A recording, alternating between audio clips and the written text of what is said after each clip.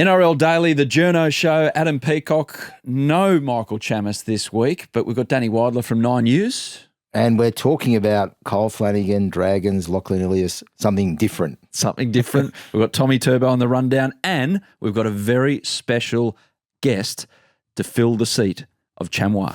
None other than Luke Keary, a man who knows infinitely more, you would say, Danny Weidler, than the man who usually sits in that chair in this podcast. I can't begin to tell you how much more he knows. We miss Chammy. Not really. Do we? He's on the Love Boat, isn't he? He's on a cruise. Luke, how are you, mate? Good, mate. Thanks for having me in. I'll do my best. You don't have to do too much then. We caught up with Luke actually on the Kangaroo tour. Yeah. In London. It was good. Luke was actually I did a story, so did Chammy when he was over there, sort of reflecting on the great career he had and his retirement and what may happen in the future. And it was fun to catch up, wasn't it? And yeah, it was good. We had dinner with Adam Darusi, the Bulldogs chairman, a very well-connected guy and probably someone who might be good for you to know down the track. I was going to say, he's joined the Dogs. I was just reading there, Journos. I was thinking, geez, I'm not a player anymore. Didn't I tell you that before you got here? No one wants to be on this podcast. Yeah. Now, Danny was going to save it for his Sunday column, but we're going to jump in here and say that you're going to do a bit of work with Triple M next season. Yeah, I'm looking forward to it. Yeah, I've done a little bit in the past and really looking forward to it, calling some games and working with the boys this year, getting stuck into the season. How do you, now that you've stopped playing, we think, there might be a mid-season call-up somewhere. Halves are in short supply, mate. But towards the latter end of your career, how did you start to view the media as opposed to maybe the front end of your career when everyone seems a bit wary? Yeah, I felt like it's evolved over the time. When I first got in, there was that stigma around the media about keep them out. Madge back in the day used to really drive that down our throat about. Tell us about that. Keep the noise out. Madge has changed so much too. Being in Origin with him last year, he's changed so much. But yeah, what was it like back then? Though, we had all the older boys like your Mick Crockers, John Suttons, Ben Teo, Danny, my mate. You kind of come into that culture and it was like, don't give them a thing. They're the enemy. And then you grow to realise and you mature as a player and even get in the Roosters environment where you kind of realise, hey, they're actually here to help you and you can. If you create good relationships with them, they can protect you in different things. And you can do it in an ethical way where you're not so close that it's kind of compromises yourself as a player and a team member, but you're also able to say hello, have general chit-chat with them. Like we see Danny down at Bondi all the time, Teddy, Victor, and myself, and just be able to say hello and treat them as normal humans. Like they get a bad rap sometimes. Is he walking a dog or sometimes or a cat? Sometimes he's been stalking us for a bit there, 2018-19. We've seen him every day. Mate, I got the cat thing again. Where? Oh, where was I? You across this? No. He's called a cat walker because someone worried him once. Years on ago. This thing. We saw Danny Weidler walking his cat in Bondi at 3:30 a.m. Look, the 3:30 a.m. would be right. And they said I was in Crocs and socks, which in part could be right. But I have stated several times, Luke, on this podcast, I don't own a cat. I got nothing against cats, but I'm now known as a cat walker because I've got a fluffy dog. Okay, so cavoodle. Yeah, actually, I've seen the dog a few times. It's been on TV when Angus cut my hair one time. Yeah, oh, yes, he hangs around down there. He does. He's got a handshake with Stephen Crichton and everything. He's Danny. He's Danny Gould as well, so he's over at Belmore a fair bit too. But for I was somewhere and someone said, "Oh, where's your cat?" Or I was getting, I think it was petrol. I was getting petrol. No cat today. And it's just all over England. I was getting that as well. Like really? So worldwide, baby. Yeah. Hey, just back to the media relationship thing, because I look at the Roosters and I look at Trent Robinson, a guy who kind of likes to be in control. Yeah. And he looks like a bit of a stress head in front of the cameras. Now, you obviously know a totally different Trent Robinson. How is he in terms of giving yourself only so much to the media? Yeah, he's really good. Robbo's is awesome. And Danny would say his press conference he does 2 days before games, he gives a lot. He gives to the media. Yeah, he gives a lot. He has an opinion. If they ask him on stuff, he has an opinion on the way the game's kind of played and things like that. And he also encouraged us to be ourselves. There was a line there, and sometimes you'd have to say, hey, maybe a little bit too much or things like that. But he always has encouraged you to be yourself. He's not against going on shows or radio, things like that. He was really good. Was he across it all? He's got Alex there, who's really good. She's across everything. Media I manager. think Robbo was. I think he knew, but he knew that you knew there was a line there and not to kind of cross. And you know that as a player, we got maybe it's like a code of silence of there's kind of enough you can give without going over the top. Robbo's good at like. So there are some coaches who you're going to go to a press conference and you're going to get a response. You're going to be like, it's rare, Adam, and you know this, Luke. It's rare that someone like me or whoever else attends these things. It's rare we're talking just about the X's and O's of football, because the rugby league's a soap opera, and we're talking about everything and anything other than the game quite often. Like, and you know that when I turn up, that I'd rarely be asking you for tactical analysis of a game. I'd be asking about the issues of the day. Yeah. And towards the end there, Luke was up more than Robbo. Luke was up every second time I'd be down at Roosters. It'd be, Luke Keary and Daniel Tupou.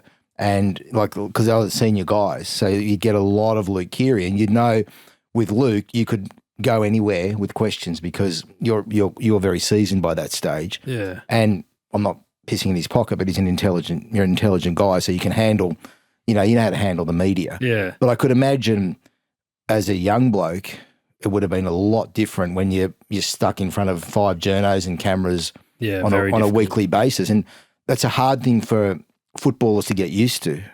Was there a turning point for you where you sort of felt more comfortable and more in your? I think the move, like for me, from South to Roosters, I guess as a young guy, you've got, like I explained before, you got that siege mentality.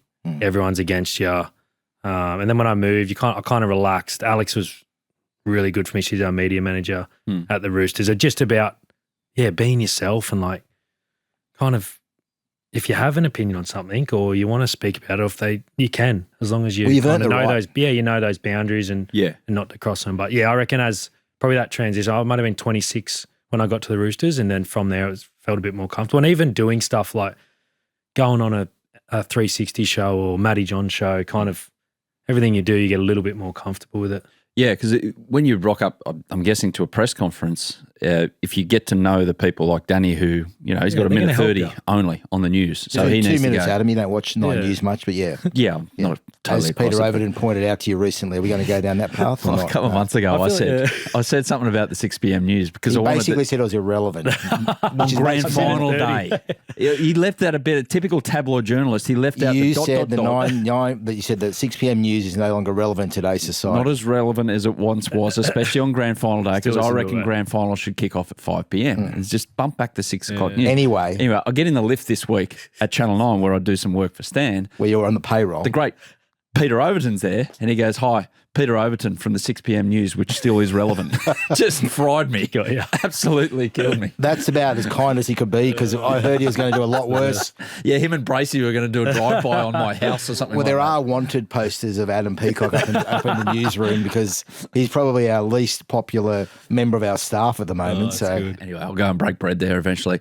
But when you rock it, you see the familiar faces. I reckon as a player, you know something's wrong when you start seeing journos that you don't know and they're asking questions about really serious things. That's when it gets a bit tricky. I feel like you build that relationship with them over years. They will take care of you in certain ways. They're not going to put you in really awkward spots. I feel like the journos kind of know the line with different players. Like I know not to cross that line with Luke or someone, or talk about X, Y, Z with someone, but when you start seeing the ones you haven't seen for a while. When Damon Ryan's turning up at press conferences instead of me. No, there's a drama somewhere. But with Luke, you can. I did feel like you could ask you pretty much anything, and there were like towards the end of your career, but probably in the younger days, no, you couldn't. Like there were certain issues that it wasn't your place to have an opinion. The bad thing was that from a media perspective and not having a crack at you or anyone, is that often you weren't the story that we were talking about. Like we would have... They'd never put that person up. Like, Jared. Like he was invisible. Yeah. Jared Warrior-Hargreaves for the last couple of years of his career. And he was as good a media performer as you could find. He handled the media really well. But we didn't see him. So we'd often have to... Just an example. We'd have to ask you about him and that's where I felt like it's a little bit unfair on players, where we're asking to get your viewpoint on someone else. Or I reckon like now I'm out of it. I reckon we can do it better as a game, like the access thing. I know, like the NFL, they let him in the sheds after the game, and journos kind of have access to NBA, everyone. they let him in the sheds before the game, but they play 82 games a year, and they got different time zones, like East Coast, West Coast. Before the game, could you have handled it? Do you reckon, like a bunch of media 2 hours before? I don't know. Would you have? No, would that have put you off? Not in it. Our game's probably more like combattle. Like it's But what if Fox or Nine say, go to Alex, the Roosters media manager, and say, we want Luke before the game? How's that process? Can you go, no? You can, yeah. This is a game that I want to dial in on. Yeah, you can. I still remember 18 GF when the Cooper thing. I don't think Alex would give anyone the pre-game, and I ended up just going, yeah, I'll do it. Like I was in such a relaxed mood. I was like, yeah, I'll do it. It's fine. Oh, when his shoulder was just like a pre-game 2-minute chat. I think it was with Joey or Freddie just as you get off the bus. Yeah. Because, there is times, but you can knock stuff back as a player. You can be put up and answer no questions, technically. Yeah, but it's kind of useless to do that. Well, I want to take you back to that. Like the Roosters are renowned for being, quite a secretive club and being able to keep a secret, and that was never better illustrated than the Cooper Cronk stuff. Yeah. I mean, we were all like, I'm not ashamed to say we're guessing. Did you send the chopper up? I can't. I think someone sent the chopper up. I think we would have probably put a chopper up. To see it's serious when the chopper goes up. Yeah, that's the definition of we really don't know what's going on. Serious when they were camped outside the training. I think I spent some time outside. Then he had a tent there. Yeah, but how we weren't sure either. Did you know? Did you? So that was the thing, right, Robbo? We talked about it as a team to go, let's not tell anyone, but we had nothing to tell anyone anyway because. So who knew? Well, no one, because Cooper didn't know until before the game, like. I guess up maybe 24 hours before he came in and said, okay, I think there's a chance. And we were like, oh, okay. Mentally I was preparing, like Cooper's not playing really. And then, okay, he's a chance, but still prepare as if he's probably not going to be there. If he's there, it's a bonus. And I remember Keith said, oh, mate, I honestly won't know until I get a needle. If it's during the warm-up, and then I have to get through the warm-up. So I just blocked it out completely, but I didn't know. Didn't he go to a local? No one could tell anyone. They found a guy. The chopper, he went to a local park. Yeah, they trained off-site. Yeah, which we didn't even know about either. We didn't know the physio training. We were looking for it all. We were trying to find it all. Tackling the physio on that, I think. It's pretty good. And then that's one of the most remarkable. Like it was a proper secret. It was a really well kept secret. And they said, don't tell. They were like, I think Robert said, don't tell your mum and dad. Yeah. Oh, really? But we kind of had nothing to tell them with. But that was a real instance where the media was guessing because I remember interviewing Cooper that week because they put him up for media and he talked, and I don't remember now what I came away thinking, but we weren't certain either way. Yeah. And again, not pissing in Luke's pocket, you got Clive Churchill that day, so yeah. So well, the week before, you did okay. People forget Latrell got suspended for the prelim against South. And I remember there was a lot of like, who are they going to play there? Orbo, Ryan Madison. Yeah. It was a similar thing. It was on a lesser scale, but Momirovski came in. We didn't really want South to know that because he was a young player playing out of position. I don't know. I feel like as a team, I reckon the biggest thing as a player, we talk about the relationship between journos, is you don't want to be perceived by your teammates and other players as the one that's giving them info. A bunny. Yeah. Well, not the info, but just you're always out there. You've always got an opinion on stuff. You haven't earned that opinion. Really conscious as players. Which makes it hard to go forward, though. That makes it hard for them. You've got to put yourself, like you'll see the Brandons and things like that who've really put himself out there. But that's rare in our game. Obviously in Australia too, we're very tall poppy syndrome. It sucks in a lot of ways. You don't want to put your neck too far out there. But I mean, the players as a group want the money from a big media deal, and that's where you benefit from that. And I mean, ultimately, that's where the money comes from. So yeah, I think we can do it better. Yeah, I think as players understand. But it also takes time to do that, doesn't it? It takes time to feel comfortable in your own skin. Like this is not your natural environment. I mean, it's not necessarily ours either to naturally want to do this, but it's not your environment that when you were growing up playing footy, you didn't think of sitting getting a microphone shoved in your face. You thought of how you're going to get through a gap or throw a long pass or tackle some giant bloke. That wasn't that wasn't your mindset. But the more I find the next generation, they've grown up with phones and with everything's being filmed. I feel like they're more comfortable with stuff that gets filmed and shot and the media presence. I don't know. Definitely. And it's definitely even your generation, like from back from when I first started, it was totally different again. Like they were totally different. But even your generation's more comfortable. And it's just changing, and people are becoming, social media's changed it. And the power of the social media for the players today is huge. They can control stories. You can control your own narrative by posting to your social media, and you see it in cricket and stuff all the time. It's other sport.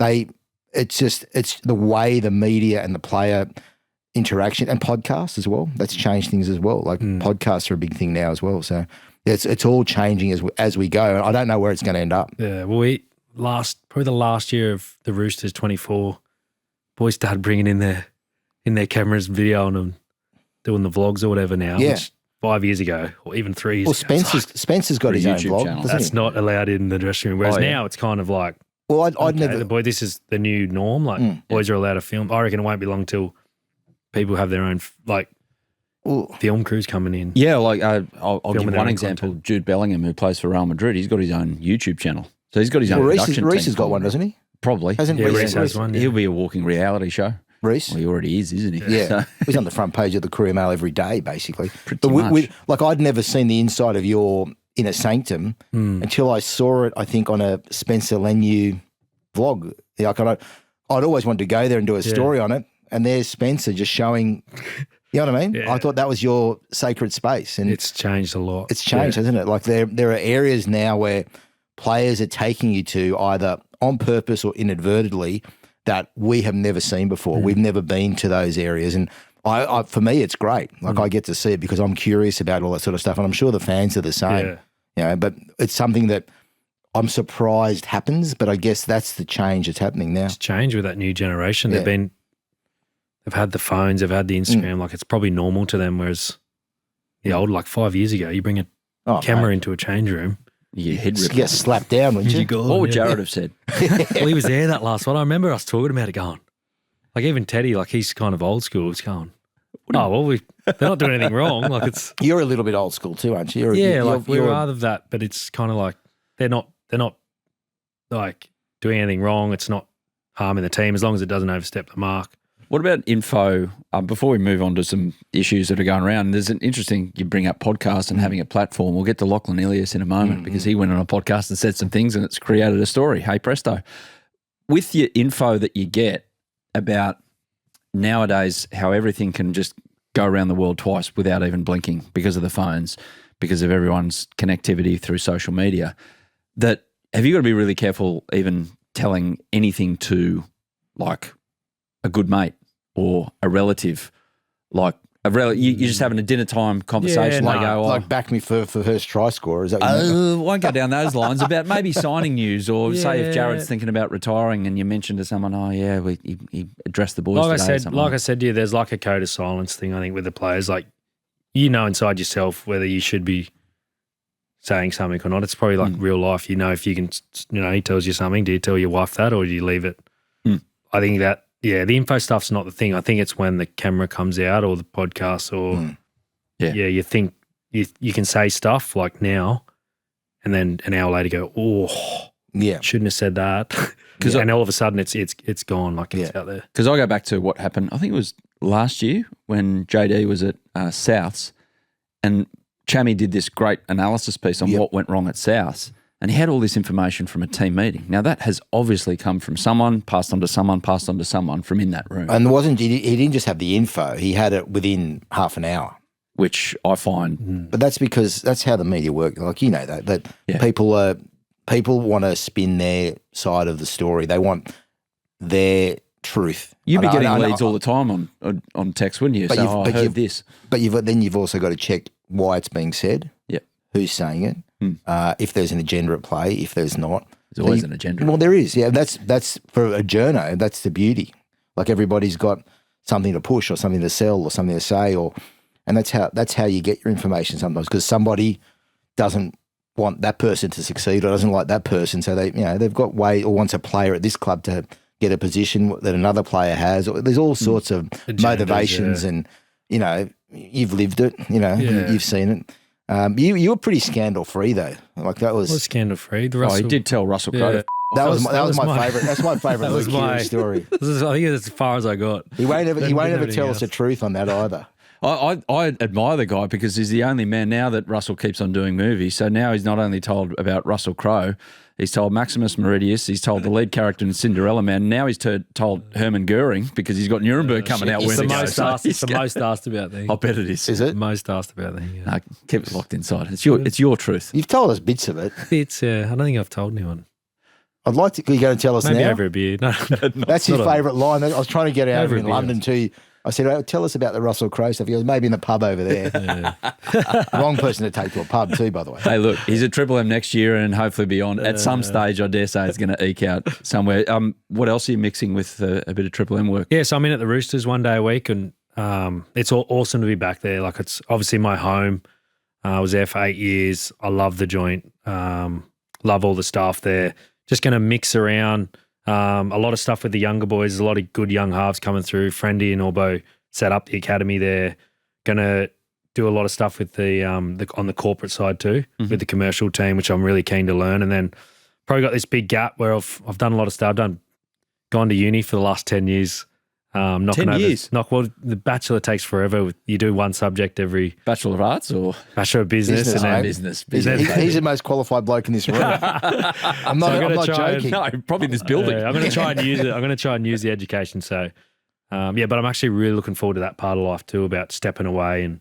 Or can you imagine one day that you're running a rugby league club? Is this what the Bachelor of Business was going to lead to? I don't know where it's going to lead me. Like Look out, Andrew Abdo. Yeah, nah, I just need to get this first bit done, get in somewhere, kind of learn all those hard skills that I've missed. And There's an interesting thing though with you. Like Newcastle wanted you to come in straight away as their assistant coach, which is a huge thing for a player just retired. Yeah.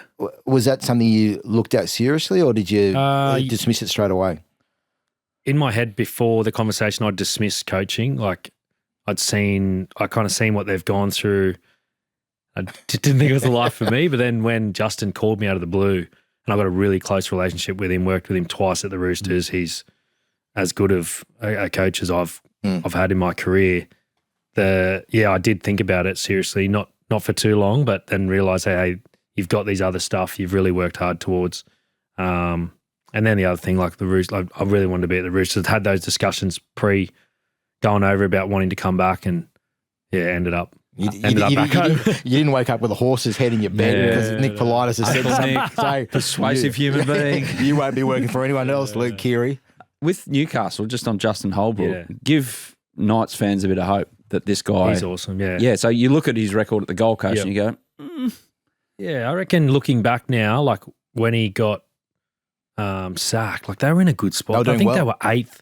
He'd taken this young team. They were one of the best attacking teams in the comp. Like his attacking mind is unbelievable. Like he's as good as I've spoken to about. He understands how to attack rugby league so well.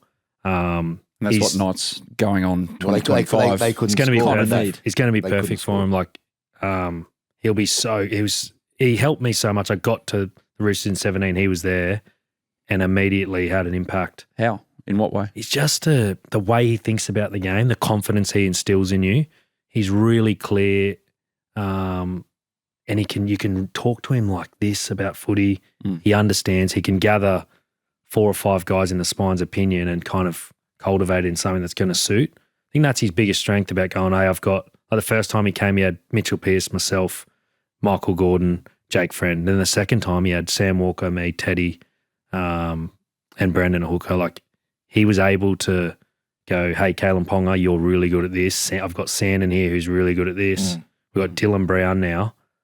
Like he's probably the perfect guy, I reckon, for him to cultivate that attack and mix. He did it at the Titans with, let's be honest, like lesser players, than he's had at the Roosters, and he's going to have at the Knights. I might be wrong, but I think that his results were as pretty much the best they were having since John Cartwright sort of day. So that could be wrong. And they fell off the cliff just from memory. after. And what about you also work closely with Adam O'Brien? He's now turning up with the Bulldogs as their attack guy, I think. Yep. What is he in a similar vein? Awesome. Yeah, honestly, him and Justo are very similar. Obviously, it's so different going from an assistant to a head coach, and I think he had a really good impact up there those first few years, and he admitted himself last year he was just cooked, ran yeah. out of steam. Yeah. He probably, I think he said it, he took him as far as he thought he could. And it happens with some coaches. Like, how many have been long-standing? Robbo, Bellamy. Yeah, there's a half a Wayne's dozen. moved a few times. There's not many that stay for a long period.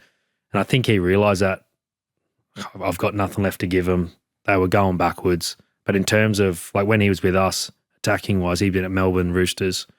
He's one of the best too. Like, he's such a good bloke. He's going to be so good for Canterbury. So they were a big story, as you know. Well, you mightn't have followed it closely because you're overseas, but their halves are a big story. Yeah. And, you know, I'd imagine he's going to be charged with getting the best out of Burton, Galvin, Tracy, and maybe Woods. Yeah, maybe Woods. So do you know much about how would you run that show? How do you think he'll be able to get the best out of those guys? I mean, do you have an opinion on that? Well, I think they probably will start with Galvin and Burton. And I think when you're a young half like Woods, it'll be like, go take over. Go play reserve grade and you'll naturally take over. Like, and if that happens, someone gets injured, or he'll just. Well, it can happen from injury, it can happen from form. Burton can play in different positions. Galvin's locked in, right? Has he got it, Galvin? I believe he does. Yeah, I think 12 months ago I said, I think he's the one. Like, if I had to pick of any of those halves, when I look at the halves, you got like the base of them, which makes them a first grader, and then the stuff on top, which makes them great.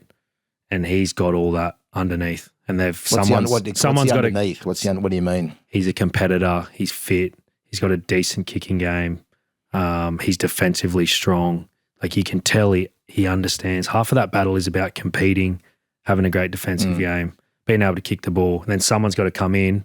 Adam's charged with that, about getting that stuff on top, the vision, setting up plays, working with people around him, working in a system, things like that.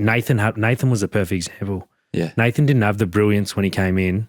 He was criticised for that too, wasn't he? Remember? People are saying he still does, like, he does it. He's not that dude who's like a Sam Walker who can come up with these outrageous 35-metre plays, cutout pass. Occasionally he can. Nathan's given you an 8 out of 10 every game. Defensively strong, competes, great kicking game, knows how to lead a team. That's the base. And then now Nathan's added a bit of that stuff in at top, which has made him the best halfback in the game. But he did get criticised a lot at the start. Stereotypical. He looks like a guy who's just always in control of the situation, especially when he's playing in a team that he's been playing in. Geez, you make Lachlan Galvin sound like the greatest teenager we've ever seen, in the words of Gus. Hey, easy. Hey, can you compliment blokes anymore? I don't know. Like, you're an official in a way. Like what he did at the Tigers too. People forget he came in and he like dominated that team in a team that's so hard to do as a half. To the Roosters, have you been camped out there with Daly rocking up the training? I was fortunate enough to be invited to the unveiling of Daly the other day. Yeah. And the new Roosters jumper. Had some time to plan it, didn't they? Yes. Well, according to Daly, he said, I asked him, I said, well, when did you actually make your mind up? My phone's going off, sorry. Something must be going busy on. Busy man. He said he only decided a couple of weeks ago. Okay. Because that's when he put pen to paper. That's in his mind. That's when he decided. I guess from his point of view, I had that feeling as well, Manly fan here, that he wasn't sure he was actually going to keep 100% sure. He considered retirement. He did. Yeah, he considered that. But the word on the street from the very start was Roosters, and Nick was coy about it the whole way through. He didn't want to lie to people, so he was just brushing us basically about, and Robbo just danced his way around it all. Yeah. But I think I saw a fire in that guy that makes me think that there's a lot of people he wants to show that he is worthy of at least this one more season. I feel like there's a fire in that belly still at the age of, is he I think 36? I think he's the oldest bloke in the... Be 37 next year. Yeah, that's old for a half. You're retired way younger than that. But I feel like there is a determination to show people he's got it. And, in a team like the Roosters, who I think surprised a lot of people this year that they did as well as they did. I didn't think they'd do as well as they did. I think you're going to bag their roster in a second, I know. No, I'm not. I'm going to say... he's a Rooster basher. No, I said 2 years ago that they just didn't. They had a good roster, and sorry, you were part of this, but they didn't have a great roster. And I was proven correct because they fell short. So I'm sorry. for having an opinion. Sorry for having an opinion. Yeah, exactly.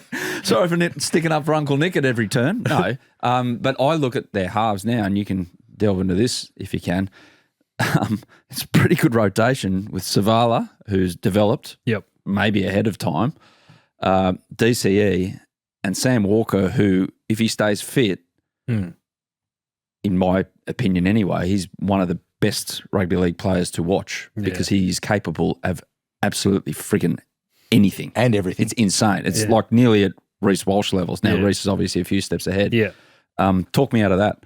I mean, it looks very, very good on paper. Yeah, like it's going to be controversial, right? The day I think when Cooper came, it was controversial. We had Piercy there, who was legend, one of the top halves Favourite in the game too at the time. Yep. He's still playing Origin, and it's going to be awkward. But from what I've seen and what I believe, thinking about it, I think he's going to be great for the club.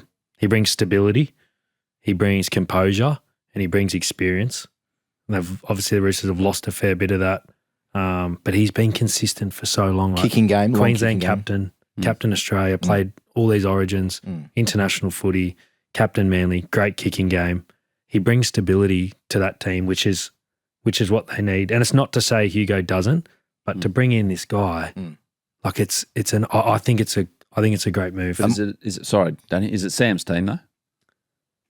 Well, that'll remain to be seen, right? You figure that out as players, right? Because even when Cooper came, they're not going to ask Daly to reinvent the wheel. They're not going to ask him to be the best player in the field. We didn't ask Cooper to be the best player in the field. Cooper didn't have to reinvent it. He knew what he had around him, and he knew he just had to get the best out of him and empower people. Cooper didn't have to be the centre of attention. I don't think they're going to say ask Daly to be that either. As you just said, Sam's probably that guy. Whether that's your team or not, you don't think about that as a player. You don't go, oh, Cooper's here, it's his team now. No, that's not how it works. I'm curious. Not how we think about it as players. Yeah, right. About whose team it is. Or you just. No, it was more to the point of, like, say, dummy half goes in and both are calling for the ball. Who's more likely to get the ball? That's what I mean about whose team it is. So. Luke, are they? I watch from the outside. I don't have the inside knowledge you have, but are they too similar? Are they? Are they both a little bit off the cuff, play off the top of your head style players, or are they? Yeah, I think they've got that in them. But I think Sam's come a long way in that side of the game, and obviously Daly's proven in big games in Origin that he knows how to control a football team. He knows how to get the job done. And at times, I think that's a strength of his, and especially when he was younger, Daly, to be able to come up with some plays and things like that. But he's definitely got the game management composure side of his game. Tom Trbojevic, El Capitan at Manly. Personally, as established, opinion, I like it. I don't mind it at all. Interesting place to announce the captaincy in a car park with a What's coffee. doing at your club? That's their informal start of the week meeting. Are we a sort of cool club or something? Is that where we just make announcements in car parks? When you're near the sea, you want to be outside. Do it at the beach. They should have in one of those rubber duckies. I went to a Cronulla press conference at the beach yesterday. But yeah, look, the only interest, Tommy's he's an intelligent guy. He's we're talking about Daly before, but I was told that he's the one who really controls a lot of what they do attacking wise, and he's a big voice on the field from what I'm told. So it makes sense because he's a natural talker. He's considered to be a fantastic football brain, so that all fits in perfectly. The only surprising element to it was that Jake wasn't captain because for many years he seemed to be, and he's had a strong leadership role there for a long time, and that Tom is now captain ahead of Jake. That's the only thing I'm trying to get my head around a little bit. And to me, it says there are, some ongoing concerns about Jake's health because he missed the back end of last year. He's obviously had a number of head knocks. So I'm hoping that's wrong what I'm saying. And the press conference I've got to go to today is Tommy speaking. So that's one of the things I'll probably raise with him. Is, was he surprised that he got it ahead of Jake in some ways? Because he's a natural. He was New South Wales captain. Remember, he led the Blues to their series win. I'm curious about that. But it ticks a lot of boxes. And, you know, Tommy was, it's not wrong to say Tommy was pissed off with the way that he was being dealt with on a contract front by Manly. Things have changed in the front office now since that time. The way that they changed the offer on Tom Trbojevic was highly insulting to one of the great players at that club and one of the great players in the game. So this is a significant turnaround in the way they're obviously, I guess, treating Tom because there's no bigger honour than to captain your club. So I think good move from Manly. It's a bit confusing, to be honest. Like, you look down their roster and you probably say Jake and Tom are the only two options. Maybe Fogarty if he's just turned up. Just turned up. It's yeah. probably I think they like Hamoli as well as a future leader, but maybe not So it's now. probably Jake or Tom, right? Yeah. Yeah, it'd be interesting to hear, Yeah. I guess, why not Jake. I think Tom would be a great option. And then you go to Tom hasn't been on the field as much.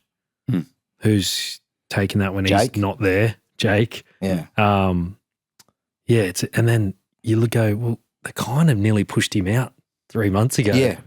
And then I get you, the front office has changed. It has changed. That's a significant change at Manly, and but it is a little bit of a head scratcher. Yeah, he was. Well, I know that he was exploring options seriously. You don't want to hear this, but he was looking seriously at England, and I think that there were certain clubs that he was reaching out to and wanting to know what it was like. So it wasn't some BS story. It was real that he was looking. It feels like the whole joint is trying to kind of turn back to what Manly is known for, and it's the insular peninsula for a reason. It's Jason King, Kieran Foran coming back to the club. A few things happening there that make you believe that, they want to make it a kind of very much a closed. Well, Foran's voice is huge now at that club. They're so happy about it. They are ecstatic about him being, and he seems to be the only bloke at Manly who's not fighting with everybody. Because at Manly they love to fight with each other. Bloody they do. You know what it's like. And do you think like he somehow managed to be at peace with Cherry, the Trbojeviches, in the old days with Chocky Watmo? He's friends with everyone. And so I think it might be hard if he ever moves into the head coach role, which seems to be the progression for Kieran. It'll be harder for him to be everybody's mate. But he's a tough bastard, and I think he's a good communicator. So that role down the track could be there because they seem to have gone. They had Michael Ennis as their next coach a year ago, saying that he was going to be the guy. He's now at the Dragons, so I don't know what their succession plan looks like now. But if they're looking for somebody, Kieran probably has a place there. Yeah, I mean, Kieran Foran's basically like Albo. He's like trying to be friends with everyone, trying to be friends with China, trying to be friends with Trump, trying to be friends with everyone. I thought he was wearing T-shirts that gets him in trouble. No? Exactly. Hey, Lachlan Ilias, have a listen to this, guys. I don't think I was given a fair opportunity to get back into the team after I was dropped. When I worked on the things that I got told I was dropped for my defence, and then I went back to Cup, and I barely missed a tackle for 5-6 weeks, to be honest. And I don't think I just got a fair crack. Was there no dialogue with the coach, like asking, checking in where I'm at, how you find my form? Is there anything else I need to improve on to get back in the team? Was there any conversations like that? The only dialogue that I got after I got dropped was so we won like 10, 11 games in a row for Cup. And then we played terrible against Newtown Jets. And I think it was our first loss at Henson Park. We just wasn't our day. And that was the only time I got feedback about my game, saying that I played poorly. I was doing my own video, I was doing my own extras. I was doing everything I could. I don't know if I could have done any more, to be honest, to get back into the team.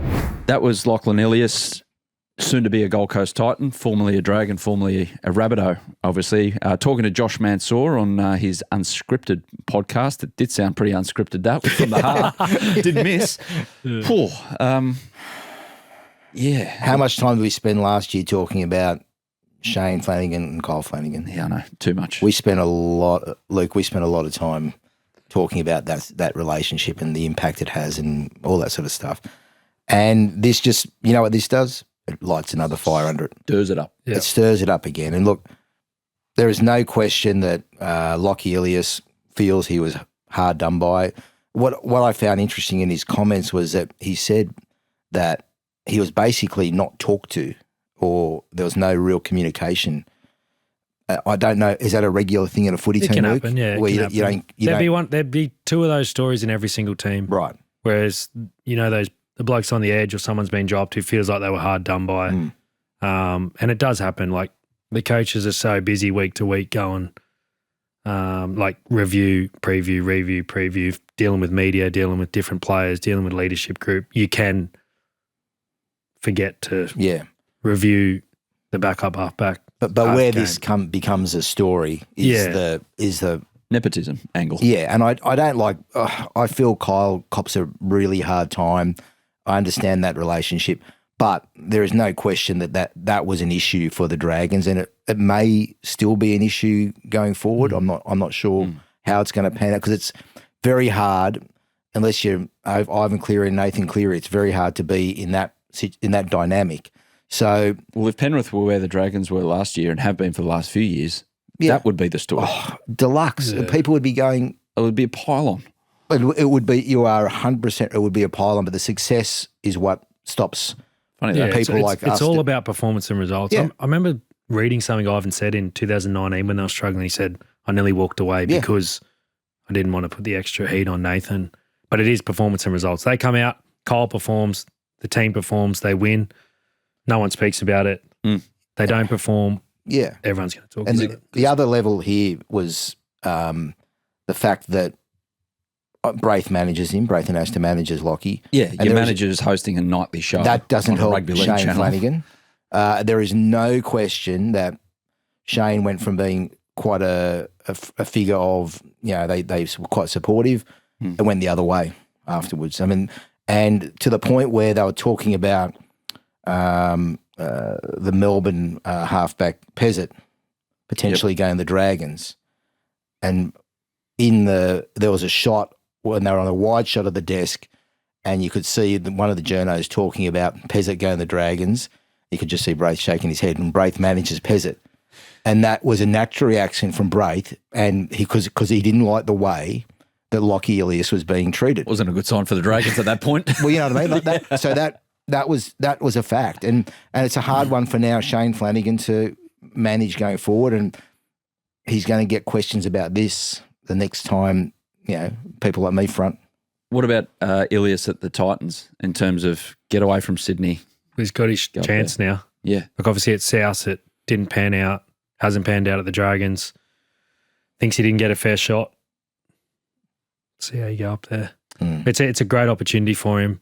He's going to be the leader of that team. Yeah, playing the number 7 jersey. He had a really good season in reserve grade last year, and it's his chance. It's probably his last chance to cement being a NRL number 7. It feels like it has to work out for him. I mean, he's got Campbell there as well. Yep. So that's I don't know what their halves are going to look like. Brimson there, and Brimson, and Sam Barrels at hooker. They've actually got they've got decent spine. It's probably like Kieran did a job for him last year on old legs, but it's probably set up perfectly for him to go in and take over and be a genuine 7 for him. Eli Katoa, I mean, you've obviously had issues with head knocks. I mean, there's no good in this story.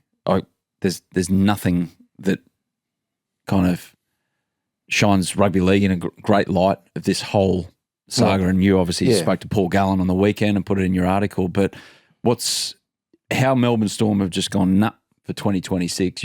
You bit of admiration there because they have a bit to lose in terms of losing a very good player off their roster, but they've prioritised his health first and foremost. Look, the way that the Gallen thing came up, Gal was on holidays and he rang me out of the blue and said, "Hey, I'm just still trying to get my head around this Katoa thing." Like he saw it when he was overseas and then obviously followed it up. He said it's so bad that people involved in this, if they've been found to have done the wrong thing, deserve to be banned from the game for life. And I think he's not going to get too many people argue with him, but in terms of bans, if they've done the wrong thing, and I'm that's got to be really well investigated by the NRL and got to work out who did what, when, what they knew, and all that sort of stuff. But the fact that Ellie has ended up in a position like this makes Paul Gallen's comments real, because we don't know whether Ellie's going to play again. No.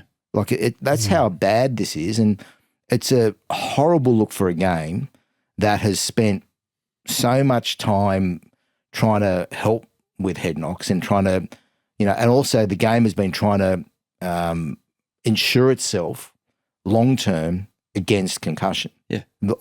Everything they've been doing, yes, it's to protect people like you, Luke, players, but it's also done to protect the NRL, because they know that they don't want to see this some god-awful lawsuit come their way. They've got to be seen to have done the right thing for a long time, and that's what they're trying to do. But look, we'll find out exactly who did what, I think, in the next week or so. Whatever, this is a really bad thing for rugby league.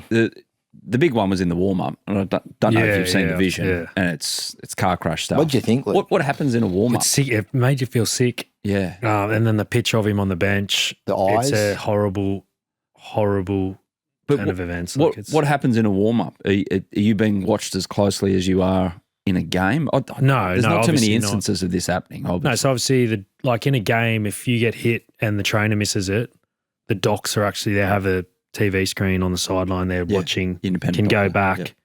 Yeah. The Roosters doc will go over. They'll both have a look, so he needs to come off, even if you haven't put your hand up or a trainer's seen you. So I don't know how that works in the warm. That's why there's a lot of things here that haven't probably happened before. Well, we need clarity on it. Yeah, like this. It's hard to comment, and it's easy to condemn, and there will be people that are responsible for it. But it's hard to say until you get the facts of this happened, this person knew about this, they didn't see the footage, they did. What did Ellie say? That'll be it's got to be taken out of his hands. But as a player, you would have said, okay, it's all good. Is it getting better with that though? Are players now, because obviously way these better than rules it was, yeah, like you see players, way better than they it do was. not want to know about going off. You see sometimes fighting with trainers, but I've just noticed there's a bit less of that now. There's an acceptance. There is, yeah. I think we're starting to, as a game, get educated more on the effects and potential long-term effects and short-term effects. So as players, you are more vigilant now. You've seen it across the game. Boys will, not fight with the trainers. They know, you kind of know, but there's still that warrior mentality of, I'm going until someone needs to rip me out of this battle. We grew up watching. I mean, I remember vividly watching. There was a Roosters player called Terry Regan. Like I think Matty Johns based part of his Reg Reagan character on him. He was a friend of the Johns family. I remember as a kid watching him play. I think he played Roosters and maybe Canberra. I could be wrong. Yeah. But I remember watching him play and getting knocked out cold. And they'd give him the smelling salts or whatever, the magic, and he'd be up ready to go on a regular basis. And he was absolutely applauded for his toughness. The commentators would say, the fans would be on their feet. Look at this bloke. He was out cold. Now he's smashing some bloke. But I just remember that as a kid. Players like him, but it's so different now. Yeah. It has to be. So, and what do you think of Gal's comments? I mean, like he's like gone I said, pretty hard. it's. I understand where he's coming from, but until you see the facts and who knew what, did they go through the concussion test pre? Did they see the footage? What was said? Because I know for a fact we've probably got a room for improvement in that side of things in the game. You can complete those scat tests off the field in a bad way. Like we've done them now for 7-8 years. So you know them. The same similar test. It can get you if you're really bad, but like we can kind of get through them as players without too much trouble. What about training, Luke? There's all the talk about spotters at training and stuff. Is it let slide at training, or do people actually look at you and say, okay, well, you've done it? It's gotten a lot better, yeah. Yeah. I think even like for the coaches' education, they're all very vigilant of it now.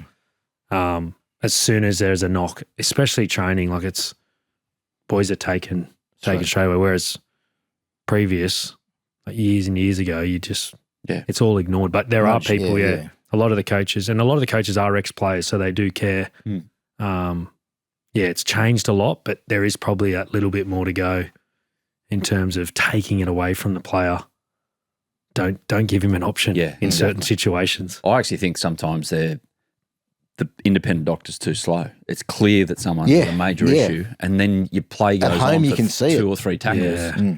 I think that's the way forward to Why maybe is jump that? on that. Why is that? Why does it? They wait until the independent doctor. That's the parameters Yeah. that they work under. They don't. There's two. Yeah, the trainers can get them. Your club doctor can get you, who's on the sideline, and then obviously they've got the independent doctor up in the bunker that can intervene. Anyway, time's got us because you've got to go off and do work. Yeah. Be a journo. Yeah. You can go with him if you want. No, thank you. What? He has been in the 9 newsroom, Luke Keary. Yeah? Yeah. He's welcome there, unlike you, Adam. That's the Journo show. Thanks for coming in, Luke. Cheers, mate. Cheers, boys. See you Thanks for having soon. me.